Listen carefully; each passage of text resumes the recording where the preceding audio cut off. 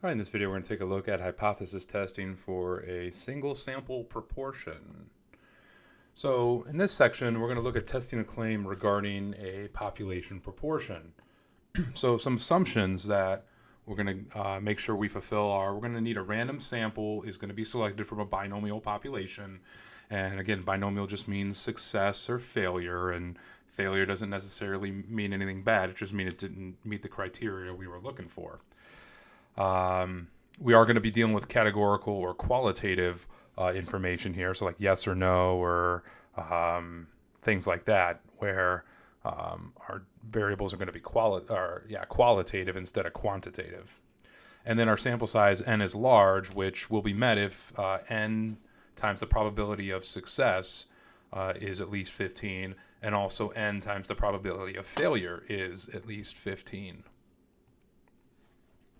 So our sample proportion, which will give us our test statistic, and that's denoted p hat, is given by x over n, where x is the number of observed successes, and n again represents the sample size. So we have our sample standard error of the square root of the probability of success times the probability of failure divided by the sample size, and then take the square root of that result, and that's our sample standard error. Our test statistic and critical value method, the test statistic of the population proportion Z can be found by calculating its test statistic of the sample proportion minus the population proportion, all divided by the square root of the probability of success times the probability of failure divided by n. And then you'll have your test statistic, which then you can compare with the critical value. Now, if you'll notice, we're going back to using Z because as far as the population standard deviation is concerned, that is based on the probability of success and the sample size. So we can use a Z test for the population proportion in real world settings, more so than we can for testing for the mean.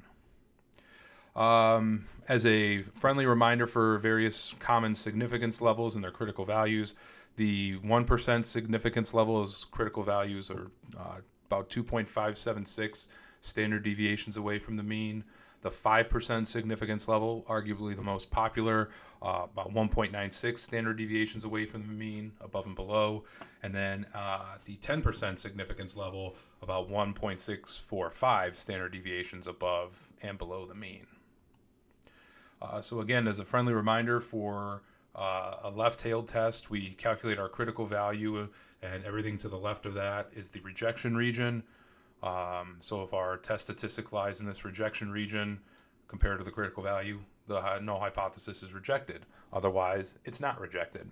For a right-tailed test, same thing, but this time we're going to the right. So here's our critical value, and if our test statistic falls to the right of that critical value in a right-tailed test, it's in the rejection region. Otherwise, it's in the non-rejection region. Bear in mind, not rejecting is not the same as accepting. We do not accept a null hypothesis. We simply don't reject it. We're not proving its innocence. We're just saying we don't have enough to prove its guilt.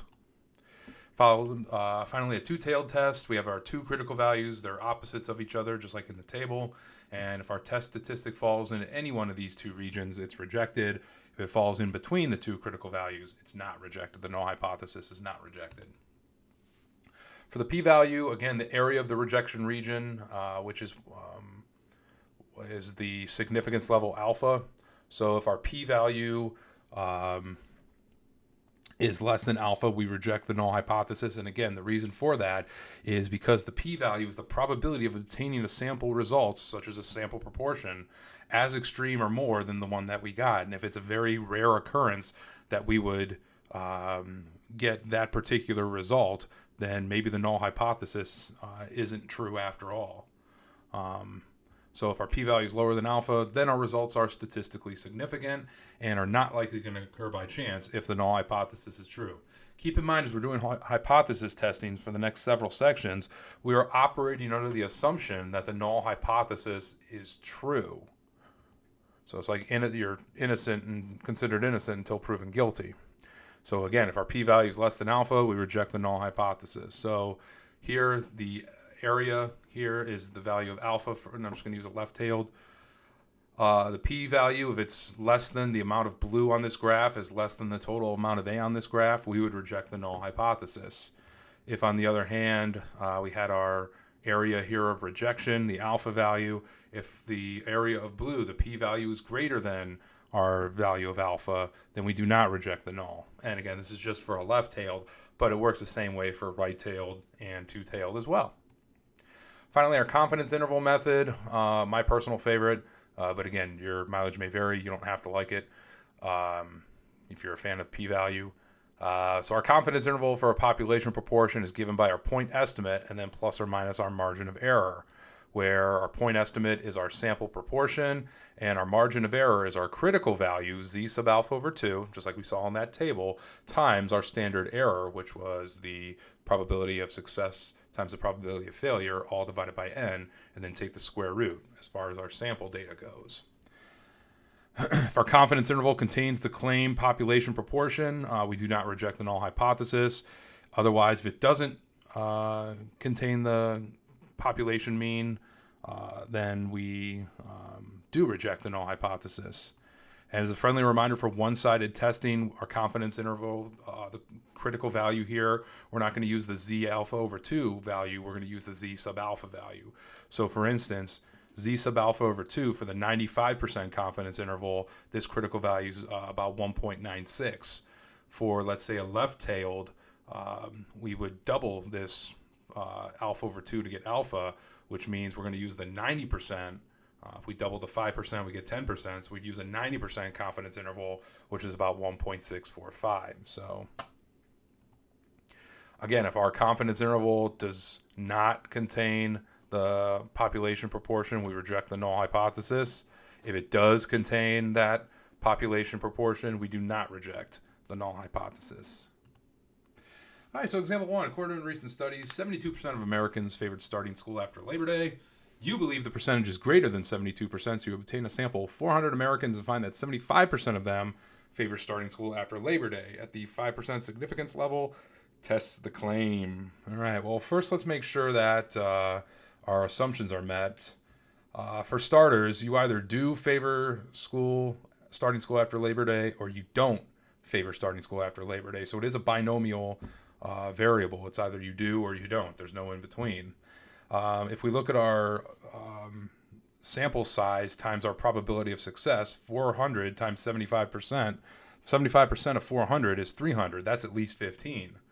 The complement of 75% is 25%, and 25% of 400 is also at least 15. So we've met the assumptions for a single sample proportion test. All right, so next up is to list out our null and our alternative hypotheses. So remember, the null hypothesis is the one that involves equality, and typically it's the one that we're testing against. So we're testing against the claim that 72% of Americans favor starting school after Labor Day. So our null hypothesis is that the population proportion is 72%. Our alternative hypothesis, we're saying we believe it's greater than 72%. So our alternative hypothesis is that the population proportion is greater than 72%. So remember, lowercase p represents the population proportion. The null hypothesis is that the population, the proportion of Americans that favor starting school after Labor Day is 72%. We believe it's greater than 72%. So our alternative hypothesis is the population proportion, this p here, is greater than 72%. We could say the null hypothesis is less than or equal to 72%. It really doesn't have any bearing whatsoever on the end result, but some people are pickier about that than others, and it's fair, so I'll give them their due. All right, so we want to either do the test statistic method, the p-value method, or the confidence interval method, and I'm going to put this into the program. I will link the code to this program for this section in the description of this video. So if you want to copy it and paste it into a Python compiler or whatever interpreter, you can do so. So just search online Python IDE. It stands for Integrated Development Environment, and you should be good to go. All right, so let's go ahead and run through this. Don't worry about all this code. Hopefully it's somewhat clear after all the stuff we've talked about if you do go back and read it. All right, so our significance level is a decimal, so it was 5%. Alpha is 0.05, so 0.05. And the population proportion that we're testing against, the null, is 72%. So I'm going to enter this in as a decimal. And okay, is this left-tailed, right-tailed, or two-tailed? Well, we think that it's greater than 72%, so it's a right-tailed test, so option 2. Sample proportion of successes was 75%. So we have 75%. Sample size is 400. 400 Americans were surveyed. All right, so here we get our results. We have test statistic is 1.336. Our critical value is 1.6449, and 1.336 is not greater than 1.6449. Our p-value is 9.07%. So our chances of getting these results that we got for 75% of the 400 saying yes, assuming the null hypothesis is true, that would happen about 9% of the time. And then we have a lower bound because it is a right-tailed test, so it gives us a 95% lower bound of 0.7144. So as far as our information goes, our test statistic is not in the rejection region because it's less than the critical value for this right-tailed test. Our p-value of 9.07% is greater than our significance level of 5%, and our 95% lower bound is 71.44%. So again, the interpretation of that is we are 95% confident that the population proportion is 71.44% or higher, which our population proportion is 71.44% or higher. So our population proportion does fall into our confidence interval of 71.44 and above. So all three of these lead to the same conclusion. Do not reject the null hypothesis. And we can state that at the 5% significance level, we do not have sufficient evidence to reject the null hypothesis, and conclude that our sample does not support the claim that the mean percentage of Americans who favor starting school after Labor Day is greater than 72%. So, well, maybe a different sample in a different year might give you different results. So, but as far as this one goes, that's about it for example 1. And let's just finish up the section in one video. Hopefully it's not going to be too long. All right, speaking of surveys here, according to a recent poll, 40% of people would vote for Brian Bain to be president of the United States. Don't hold your breath because it's never going to happen. I'll explain why later. You want to test the claim at the 5% significance level that the percentage of people who would vote for Brian Bain is not 40%. So you obtain a random sample of 700 voters and find that 45% of them would vote for Brian Bain. So are you right? Is that significant enough with the sample you obtained to say that it's not 40%? Well, and again, if we test out the results here, 45% of 700 is at least 15, 55%, the probability of failure, 55% of 700 is also at least 15. It's a random sample of voters. And we also have either you do vote for Brian Bain for president or you don't vote for Brian Bain for president. So it is a binomial variable. All right, so our null hypothesis is that the population proportion of people that would vote for Brian Bain to be president is 40%. We feel that it's not 40%. So we're not saying it's higher or lower. We're just saying it's not equal to 40%. So our population proportion of 40%, that's our null hypothesis, that the true population proportion of people who would vote for Brian Bain to be president of the United States is 40%. The alternative hypothesis is that it's not 40%. So let's run it through. And significance level is 0.05 again. Our given proportion is 40%. Yeah, 40%. So 0.4 or 0.40. This is a two-tailed test. We're not saying if it's less or greater. We're just saying it's not equal. So we're not specifying any particular direction. Enter the sample proportion. I believe was 45%. And the sample size was 700. Okay. So our test statistic is 2.7. Our critical value is plus or minus 1.96. So 2.7 is higher than positive 1.96. So it is in the rejection region. Our p-value is about 0.7%, 0.0069 or 0.69%, which is less than 5%.